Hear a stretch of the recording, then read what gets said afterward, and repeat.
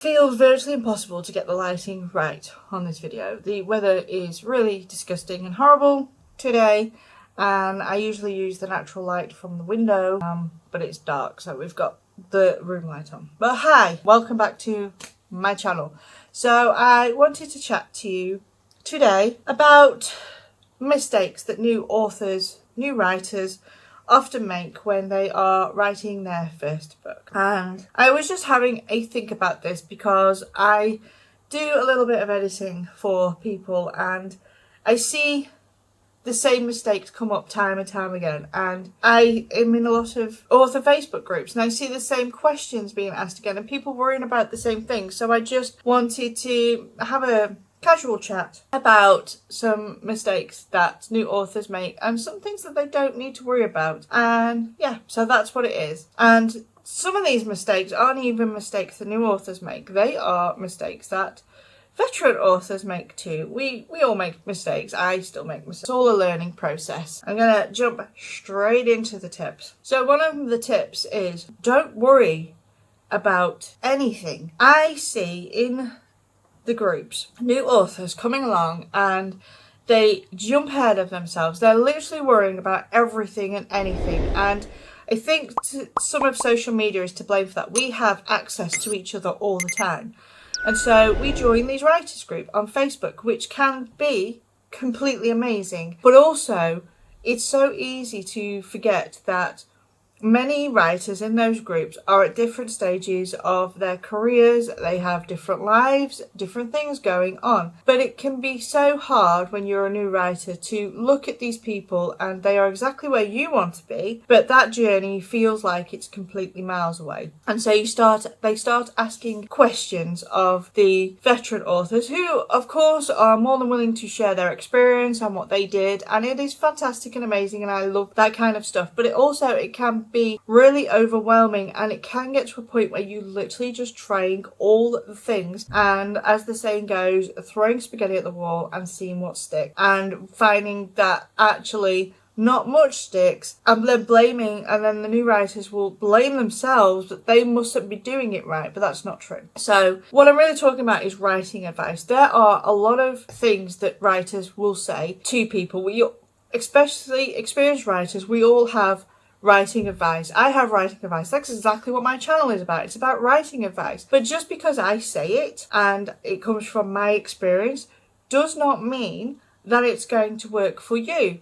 I like to dictate my books. I can write really fast. I can dictate really fast. I can throw books out pretty quick when I am in the right mental place for it. It doesn't mean that you should. When I am drafting a novel, I will write a chapter and I'll spit it out as fast as I can. I do not edit, I do not backspace, I do not delete typos or anything like that. I literally will pour it out. Pretty much every word is mistyped because I type really, really fast, and I don't care if I hit the wrong keys or this. I leave it as it is, because when I get to the end of a chapter, I hit print and print it off. Once it's printed off, I then highlight the entire thing I've written and hit delete, which scares the hell out of people when I say that. I then get the printed document, put it next to me, and I retype it up at a slower pace. And that is just what I have found through years of writing actually works for me. And I know a couple of people who have tried it when I spoke about it and really enjoy it, but it also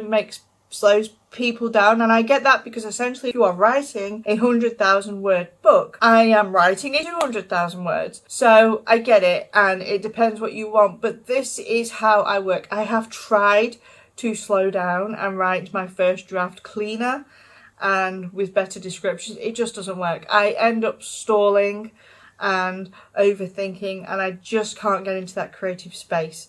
So I find the spit out the first draft, delete it, and retype up the next draft works so much better for me. So I could write a chapter that is 1,000 words of what looks like utter garbage, print, delete, and type it up, and then when I type it up, it comes out at 3,000 words, because the descriptions are so much better, the dialogue's better, everything about it is just improved. The first draft is me throwing down the bones, the second draft is me laying out the bones and then adding all the meat to the story. But what I'm saying about this is That is the process that works for me. There are different processes for different people. Some people will sit down and write their first draft, and it is a really clean draft, and all they need is some gentle edits, and then they'll send it off to their editor and it's fine. What I am saying is to newer writers is there is a whole mountain of writing advice out there on how to write your book, on using adverbs and not using adverbs, chapter length, whether to use British English or American English, where to set your book, point of view. There is so much advice out there, and new writers, and I know I did it, will take this advice and set it in stone and then use that stone to beat themselves up because they are not sticking to it, or they are not achieving it in the way that they feel that they should. Advice is guidelines. It is not a rule book. It is not a, you must do this. You know, I will say to people, write every day. That's what you need to do. You need to be consistent. You need to write every day. You need to show up to the page, even when you're not inspired or motivated, because actually action triggers motivation and not the other way around. These things are true. However, your life might not be set up to write every single day. So what I actually say is write every writing day. So at the beginning of the month, when I am looking at my month of what I've got on, I will check off what days I know I'm not going to write. Maybe it's someone's birthday. Maybe I'm away. Like, I'm away now and I'm not writing while I'm away. I am recording my videos while I'm away because I have some time to do that. But I never really write any fiction while I'm away, just because I don't have all my stuff with me, and I just find it easier not to write any fiction. Some people will sit on a train and type 2,000 words out. What I'm saying to you is write every writing day. Well, that's how I do it. So like I say, I will get to the beginning of the month and go, okay, 30 days in the month, but actually only 22 of them are writing days. So I set the goal that on those writing days, I will write. And the other days I don't worry about it because they are days off for whatever reason. Maybe I should retitle this Advice to New Writers rather than Mistakes New Writers Do. We'll see. It's a thinking process. But my advice, or the mistakes I see new writers do, is they literally take the writing advice that is out there and set it in stone and get themselves in a mess. And there is also a lot of conflicting writing advice. I read blog posts that will attack some of this writing advice, like saying that people say you should write every day or draconian and blah blah blah. Basically, work out what fits you. You know, all this writing advice, if there's some writing, so one of the questions I see is, how long should a chapter be? And I always answer, as long as you want it to be. Other people will say, well, an average chapter is 2,500 words, or this author writes 5,000 word chapter. It's bullshit, to be honest. A chapter is as long as you want it to be. Your book is as long as you want it to be. Most of this stuff is whatever you want it to be. If you want to write every day, write every single day. If you only want to write Monday to Friday, write Monday to Friday. A lot of this writing advice that we see in the writing world, you can completely ignore it if it does not suit you. You can mold it into something that does suit you, or you can say, yeah, that really resonates with me. I'm going to have that one and take it away. For me, one of those writing advice is write every day. I find if I am consistent in writing every day, even if I only turn up and write 500 words a day, I write a lot better than if I do it in gaps. But writing advice, it's not set in stone. Take what you like, throw away the rest. This is your writing career and you shape it the way you want. Only you know what is best for you. Number 2, info dumping. Do not info dump. So I was reading somebody's work a couple of weeks ago. They just wanted some feedback on it, and the first thing I noticed that they did in the beginning of the chapter is they tried to set the scene of the story to me, and it wasn't really in an info dump way, but it kind of was. It was explaining lots of stuff to me. It was a science fiction crime book, so basically it was a police procedural in space. Great idea. I don't really read science fiction, but I do read police procedurals, and I'd said that to friends, so I'm like, I'll give it a go, but I don't really read sci-fi, so that bit's just gonna go way over my head. And they're like, fine. It's fine. I just want your feedback. And the first thing I noticed right at the beginning was all this, want to introduce the characters, who they are, what the world is like right now. And I'm like, no. You need to get rid of all this. This stuff comes into the story. Sometimes it doesn't even come into the story. Sometimes it is just for you, the writer, to know and nothing to do with the reader. And I see that a lot. But I learnt this one a long time ago. Back in 2003, 2004, I finished my first book. I'm sorry, it's not my first book, but I finished the first book that I actually thought, do you know what? I'm going to try and get this published. This was before the days of KDP, so it was back into the days of looking at query letters and ordering the yearbook of artists and writers for publishers and how to submit queries and stuff like that. So there was a lot of sitting on that book, and right about the time, and I can't remember when it was, maybe later, 2005-06, Holly Lyle created a Revise Your Novel course. So I invested in that because I'd never revised a novel and there wasn't all the information on the internet like there is now. There wasn't really YouTube and that stuff. So I invested in that course and followed that course along. And one of the lessons I always really remember was she said, pull out a random chapter. Can your story start here? And so I did exactly what she said. I had my manuscript printed off, so it was a 100,000 word story, so there was a lot of pages, it was like 400 or 500 pages. I had it on the table and I literally just picked part of it up like you're splitting a deck of cards, and then got to the beginning of whatever chapter I was around there and asked the question, could I start the book here? Turns out I could, and I was like, wow, so this little clump pages aren't really necessary. A lot of that information, could have been thrown away, and some of it was necessary, but I was like, I could really start it here. And what that simple lesson taught me was that I could throw my reader straight into the action and they're not lost. In fact, it was really super interesting because straight away you're not being introduced to my characters at the time. You were straight into, there was a body being found, and what happened? I was like, it was an eye-opener for me. And then a few years ago, I also entered into,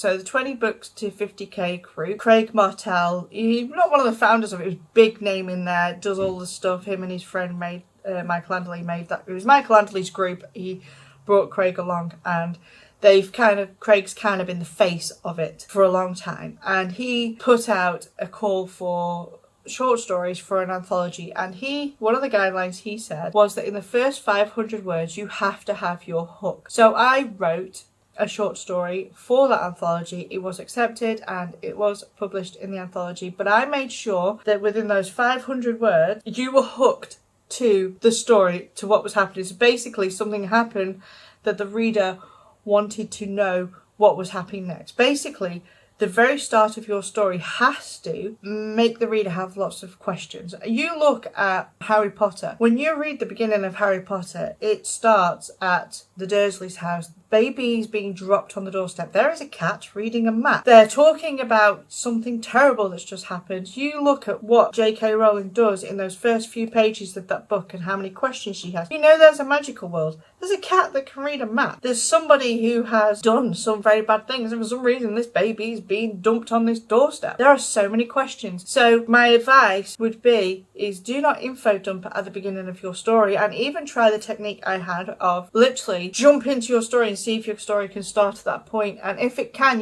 all the business that you have before that is not needed. We don't need to know all the information about the characters from the get-go. That stuff comes naturally as we are telling the story. At the beginning, we don't need to know that your character has a dead parent and they saw it happen and they're traumatized and blah, blah, blah. If you have a character that, say their parents were murdered in front of them when they were 5 years old. For example, Dexter, right? Dexter's mum was murdered in front of him when he was 2 years old. He was found in a shipping container, blood all over him. His mother had been cut up with a chainsaw. It was to do with the drug world. Jeff Lindsay, the author of that, does not put that information into the first chapter. What he shows you in the first chapter is Dexter, the adult. If you don't know Dexter, basically he's a serial killer who works for the police and only kills bad people. The very first beginning of the Dexter series is he has his victim on the table. He's showing the victim all his crimes. I think he's a paedophile that he's killing, and he is about to murder this guy, and then he kills him. You don't know how Dexter became a serial killer. You don't know that he's only killing bad people. You don't actually know that he's a serial killer. You just know he's killing somebody who is a paedophile who got away with it. And he's giving him his vigilante justice. And so that is what you need to do. Do not info dump. It is boring. Advice, mistake number 3, weak characters. I get it. When we first have a story idea, we jump into that story idea. It's super exciting, super addictive. We just start writing, and you need to I don't want to say have to, because that kind of contradicts my first point, but need to know your characters. You need to know them personally. And I'm not just talking a character sheet. You know, sure, you need to know if they've got blue eyes or brown eyes, blonde hair, black hair, pink hair.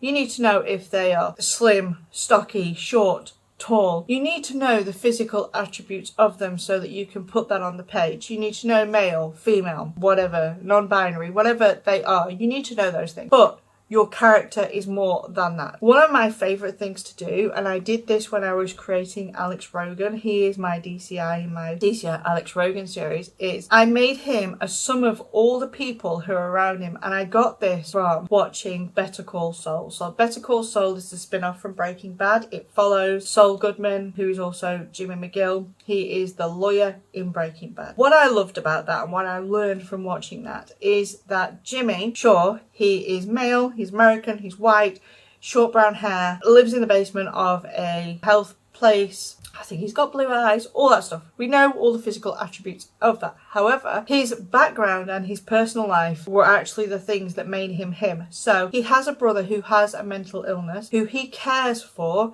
and keeps that care a secret from the world, because his brother is also a hotshot lawyer who has this really intact, high-powered reputation, but his mental illness is in complete contradiction to that. So Jimmy looks after his brother. He has a best friend. She kind of keeps Jimmy on the straight and narrow. She also is a lawyer and is trying to make it and kind of achieve things, and Jimmy skates the criminal world and she is up here trying to pull him up to the correct level. He basically wants to make it as a lawyer. There is a lawyer who works, Howard, who works with Jimmy's brother, who is kind of like the gatekeeper to Jimmy's career. Jimmy keeps smacking against him and he's kind of like his rival. Jimmy in the past has a little bit of a criminal past. He's got himself into some trouble. He was the parents' favourite. So there are all these people in Jimmy's life that make the different aspects of his personality. And so new writers put a character on the page, they focus very much on the physical things, or they make them kind of cardboard cutouts of their favourite characters, which is cool and it's a really good starting point. But before you write your book, you really need to know your character so that they can come out 3D on the page, and all the stuff that you know about them doesn't have to go on the page. Like, you can write an entire backstory for a character and you don't have to put that into the story, but you know them, and because you know them you can portray them so much better. Like, you think of Harry Potter, he's an orphan, he's been through so much trauma as a kid. His parents died. His mother was killed saving him. The worst wizard in the world tried to kill him when he was a baby. He was dumped on somebody's doorstep. He's been abused by his guardian and auntie and uncle. He's had a pretty crap life in the first 11 years of his life. He doesn't even have a bedroom. He lives under the stairs. And all these things make him him.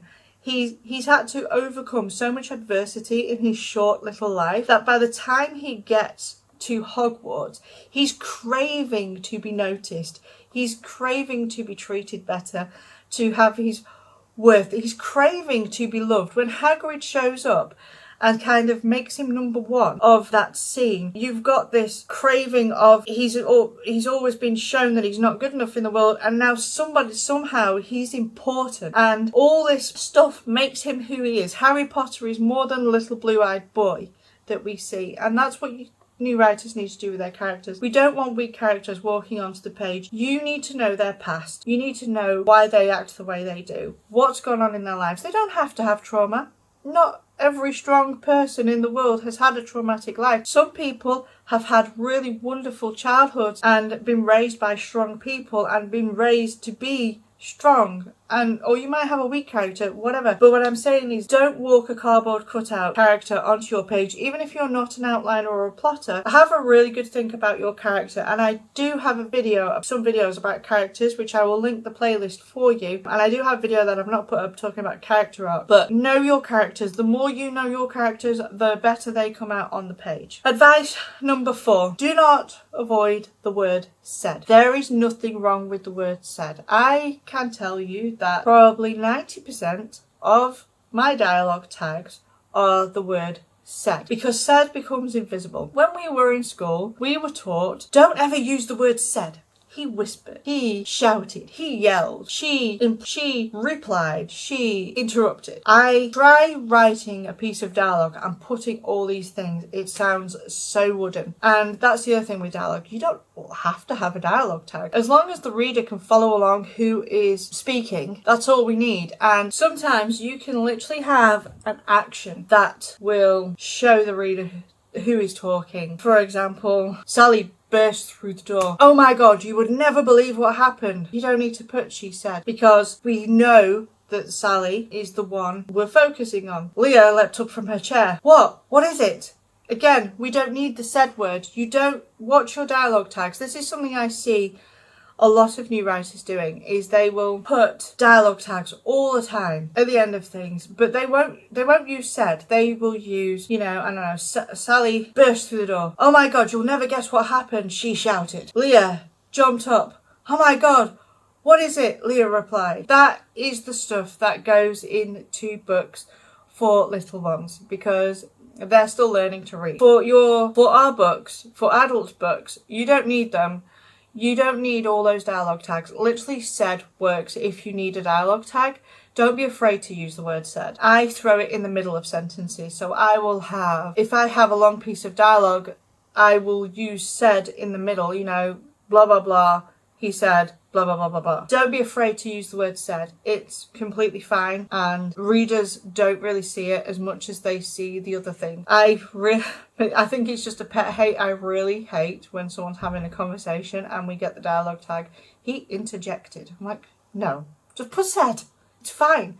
The other one about dialogue is, and it's kind of probably a bugbear, is somebody will put dialogue speech. So like, oh my god, did you hear that? And then they'll put an exclamation mark, and then they'll put yelled. And I'm like, you literally told me 3 times that this is said in a specific kind of way. One, your oh my god, did you see that, is actually enough on its own. Some dialogue things are actually the writer's fear that they are not conveying what they want. Don't need the exclamation mark, in my opinion, because we already know from the words you're using that what they're saying is said with some excitement. We don't need yelled, shouted, excitedly said, blah, blah, blah, because again, the dialogue itself conveys the tone of what's being said. Sometimes these tools that we use are actually our fears and crutches that we're not writing enough. If you find you're putting these kind of things in, check what your dialogue is and see if the dialogue itself is strong enough or needs strengthening. If somebody is mad at another character and you're like, will you just get the hell out of my house? You know how that's going to be said. Nobody's gone, just get the hell out of my house. He whispered nice. No, it's not going to happen, really, is it? We know how that's going to be said. You don't need all the other stuff. So just watch with your dialogue at your dialogue tags. That's one of my tips. For my next tip, or mistake or advice, is wasting words. New writers have a tendency to write everything. Character goes to a shower, we get the whole shower scene. Character brushes the teeth, we get the whole teeth brush scene. We don't need it. Unless something important happens, we don't need that. These kind of things slow the story down. I have my detective and he has a daughter. And he will come home from work and he's been chasing bad guys. He's, been in an office, been out running around. He's sweaty. He works. He will go for a shower. Every time he goes for a shower, I do not need to write about his shower antics. We know what going for a shower looks like. I will literally say something like, Alex came in, waved to his sister because his sister looks after the daughter. I'm just going to grab a shower. The next time you see him, he's had his shower, he's even dressed, he's dried, I've not described any of it, and he's into the next scene. Could even be the next day. I like Stephen King's quote about description where he says, description should start in the author's mind but finish in the reader's. And this is true. There are many things And I think some of this is because we're always told to show, not tell. But there are things that telling is quite alright. And some of these things are, if your character is having a shower, unless something important happens during that shower, or it's significant, or it's going to move the story, or going to develop the character in some way, we don't need to know or see the shower as a reader. Same with things like eating, getting dressed. You don't have, that's another one, is getting dressed. You don't have to describe every item of clothing every time they get changed. If I was to say to you that Alex's girlfriend is an ER nurse, you don't need me to tell you that she lives her life in kind of nurse's clothes. You don't need me to tell you what kind of shoes she has, although she probably has her hair tied back.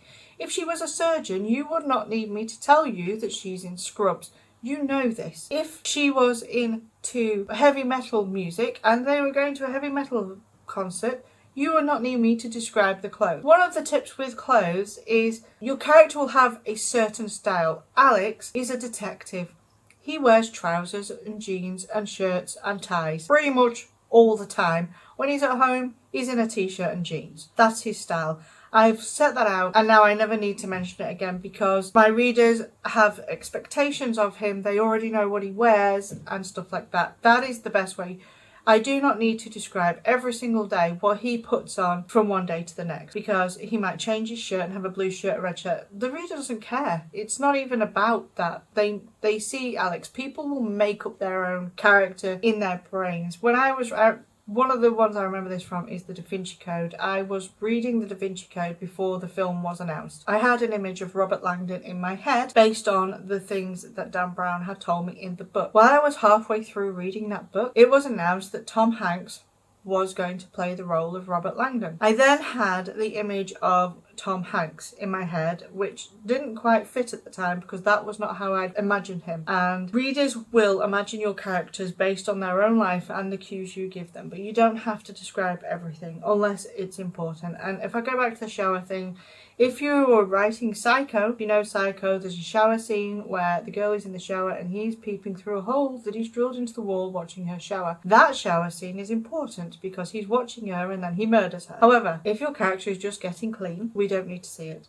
It's just to say your character's gone for a shower. You don't even have to say that, to be honest. If it's not important, if they go home one night and then they are up the next day, we can skip the shower, they're going to bed, they're having dinner. It doesn't matter because we know that that's what people do. And one last tip for you, or piece of advice. Do not compare your first draft to your favourite author's finished book. So I can remember doing this when I first started writing out. I was reading Rachel Vincent's Wildcats. Basically they're shifters and they shift into cat. And I was writing werewolf book. And I can remember writing my scenes and thinking they don't sound as good as Rachel Vincent's book, and getting really hung up on it and rewriting the first chapter, deleting it, writing it, rewriting it. It was a horrible cycle, and sometimes I would get to chapters 2 and 3 and 4 and 5 and then that little voice in my head would start again and I'd be like, no, this doesn't sound good enough, so I'd delete it, I'd start again, I'd read some more of Rachel Vincent's book, almost trying to mimic her style but not really, without realising that I'm not Rachel Vincent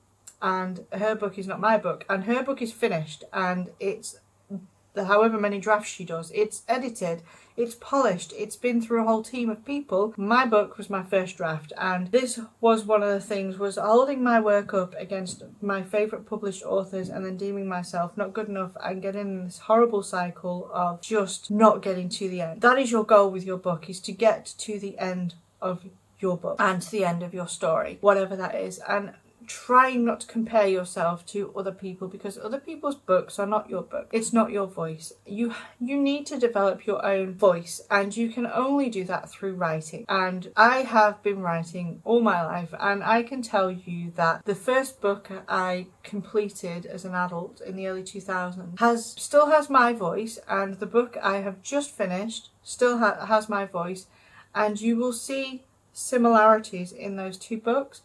But because there have been millions of words written between both books, because I am over 50 books published now, my voice will have grown and changed. I will have learnt things, I have developed things, my way of writing has changed. I've just grown as a writer, and so through all that time I have developed my voice. And kind of, it's a bonus tip in this tip: do not worry if the first book you write is not going to be the first book you publish.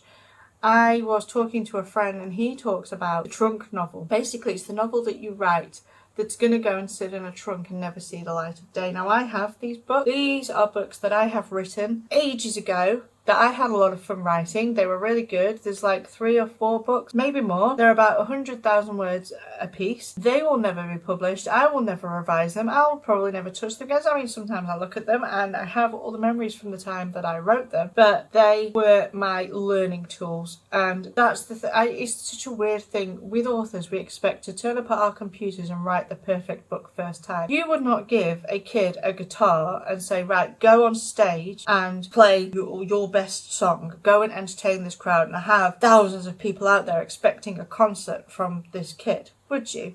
It would be stupid. So I don't know why we expect that when we decide we want to write a book that we're going to sit down and from the get-go we write the next bestseller. It's not going to happen. It's virtually impossible. So don't do that to yourself. Your first book might not be a book that you publish. It might be a book that you finish writing and you save into a folder on your computer and you never open it again. And it is completely fine, because it's not a wasted book. It's not wasted words. It's not wasted time. That book will have taught you so much. You will have learnt about finishing a book. You will have learnt about character, about story, about structure, about plot. You will have had the entire experience.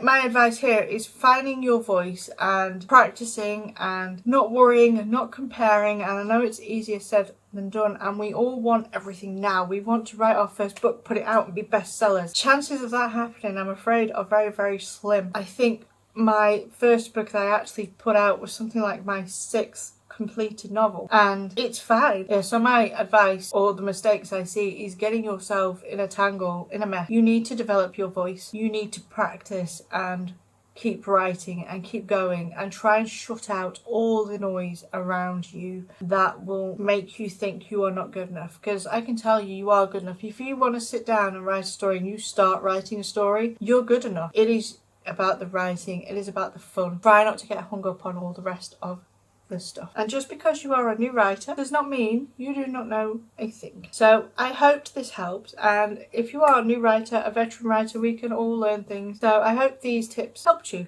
and we're not too rambly, but I'm going to shoot off now. Thank you for listening to me. Before I do go though, I just want to say I have a link for a little writers group. There's not many people in there, it's just me trying to grow this now. You're welcome to join, it's on Facebook. Just come along and join us, tell us about your writing, share what you're doing with me and with us in there, and I would love to see you there. The other one is to join my mailing list. I very rarely send emails, I'm kind of rubbish at it, but it will give you access to my resources. So I have things like Preptober workbooks in there, character sheets in there, which are not just about the physical attributes, by the way. It does talk in depth about all the things that make character and various things like that. They are free for you to go and download and use. So pop your email in, get access to my library, and yeah, have a nosy. But other than that, don't forget to give the notification bell a smash, hit that like button for me, and then just drop down into the comments and tell me what advice you have for new writers, or the things you've been told as a new writer that you're unsure about, and I'll see, you know, I'll try and help you, and probably tell you that writing advice is a load of rubbish and just do what you like, but you know what I mean. Pop down, leave a comment. But until then, I will see you next time, and happy writing.